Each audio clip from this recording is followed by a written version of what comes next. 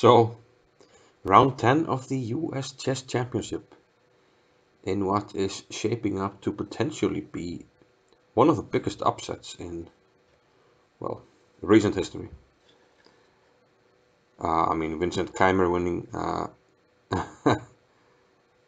winning the Grenke Open was quite spectacular. But this, okay, the big three. I mean, they're supposed to be untouchable: Caruana, Nakamura, So. But before this round, as we already said, let's move these standings up here.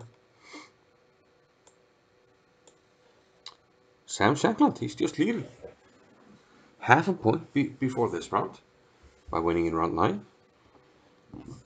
Caruana drew against Nakamura. So 2 rounds to go. And Shankland looking good. This is unreal stuff. Today, he had the black pieces against Alexander Onischuk, a very solid player. And with black to boot. So Onischuk rated 2672 against Shankland rated 2671. So Onischuk actually the rating favorite in this one, but given the form in this tournament, that's going to change next list. So okay, d4 from Onischuk, knight f6, and c4 e6. Flexible once again. This is quite often the move order that black chooses to enter the Queen's Gambit or the Ragozin. And in this case, after knight f3, d5, knight c3, we actually enter the very trendy and popular Ragozin defense with bishop to b4. Onischuk goes down the main path, takes on d5. This is the most common way to play here. Bishop g5, h6, again the most common move. But here the most common move is actually c5. But Shankland goes for a slightly less common continuation in castles. Nonetheless, it seems quite solid after the normal e3, bishop to f5. So it seems to me that in this line, black's aim is to get very good piece development. And he's only one step away from completing development. White plays a3, and according to my Elite Chess database, at least, it's looks like a novelty. And here Shankland gives up the bishop pair with bishop takes c3. And yeah, according to the computer, that's by far the best move. The thing is, if you retreat, let's have a quick look. If you retreat the bishop to e7, and queen b3 is hitting some stuff. And I pointed d5 because we can always take on f6 and undermine d5.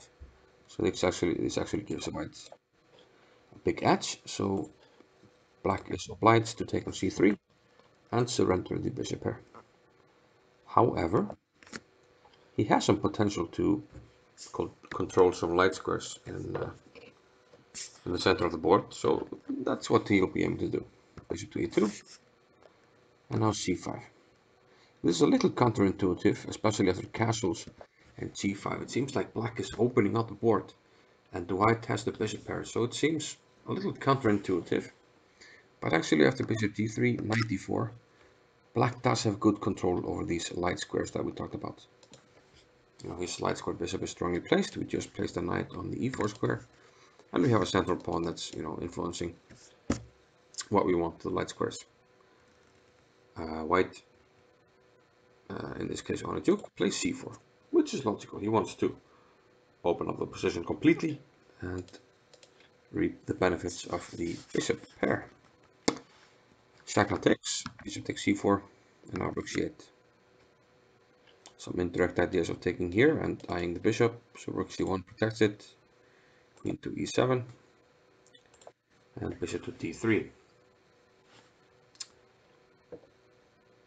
Now a logical question is, of course, black can take here, threatening the pawn on a3, but it's not so easy because knight takes d4 actually hits the bishop, and the bishop has to move, and white is doing quite well here.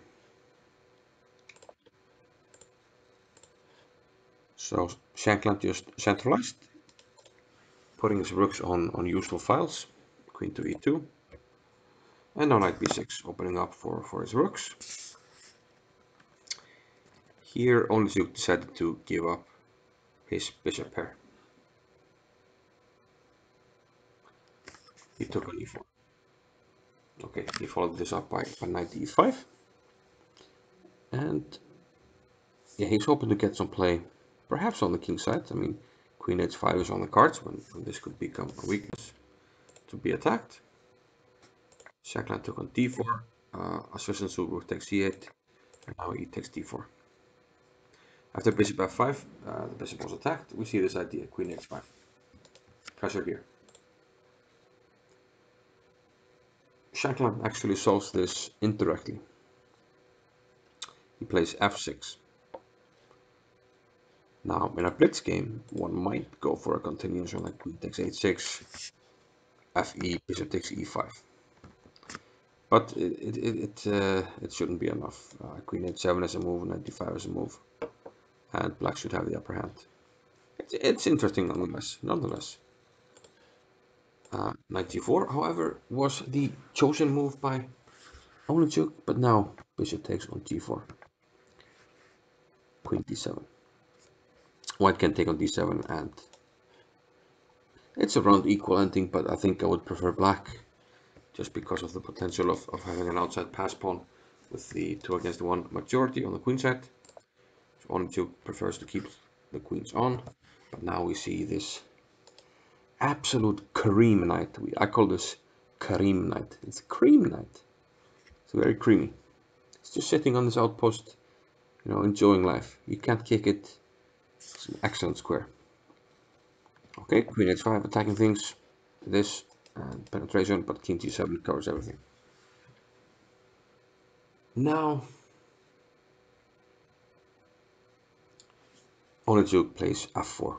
This perhaps was slightly yeah, less than ideal. And here Shankland could have capitalized with knight takes f4. The thing is that bishop takes f4, queen takes d4 jack, king h1. The back rank is a big weak after queen takes f4. And black is actually up 2 pawns. So this was definitely a missed chance, but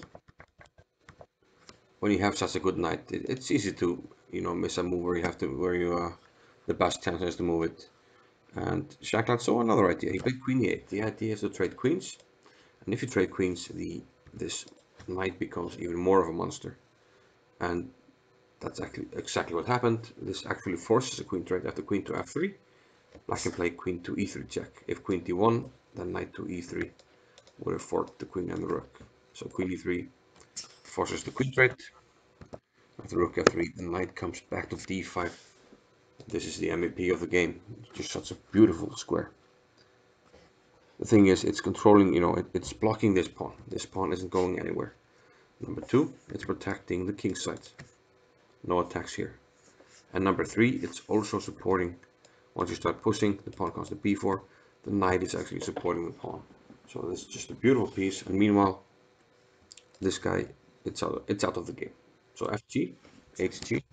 So Onischuk tries to liquidate with h4, takes, king f7, and from here, okay, black will eventually start to push his pawns, but okay, first b6, but first he goes for activity with the rook to c2, rook d3, bringing the king, of course, good endgame technique, king d6, king f1, king c6. Yeah, this king is coming over to the queen side, either here or here, to attack the weak pawns. Sitting talks, meanwhile, the knight just keeps everything together. Black doesn't have to worry about anything. Like we said, it's covering this, so the king can join. King e1, knight to b5, king to b5, g5. Okay, Onischuk does get rid of the kingside pawns, but it's not enough. King to c4. Knight c3 now. And okay, here Onischuk decides to ditch the pawn he didn't really have a choice. He plays d5, and now knight takes d5. So the knight is back. Okay, it's not blocking anymore, but we won the pawn. Rook to c3. And now we're going to win the a pawn as well. Rook d4 was played by Onischuk, and now knight to e3.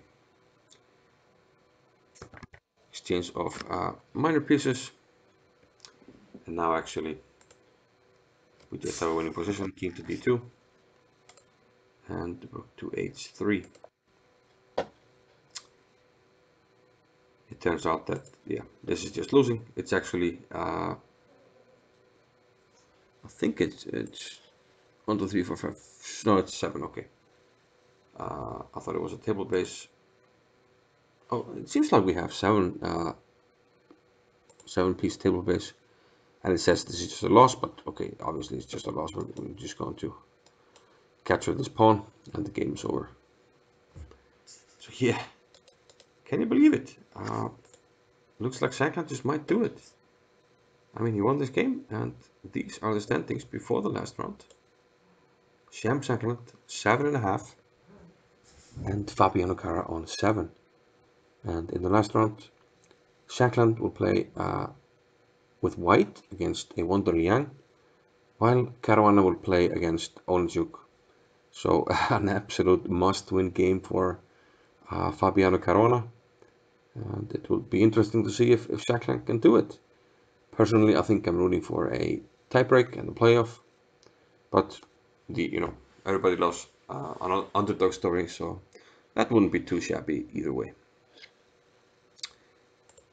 So yeah, that was the penultimate round of the US Chess Championship. Hopefully we'll see each other tomorrow when we have a look at who won the US Chess Championship 2018.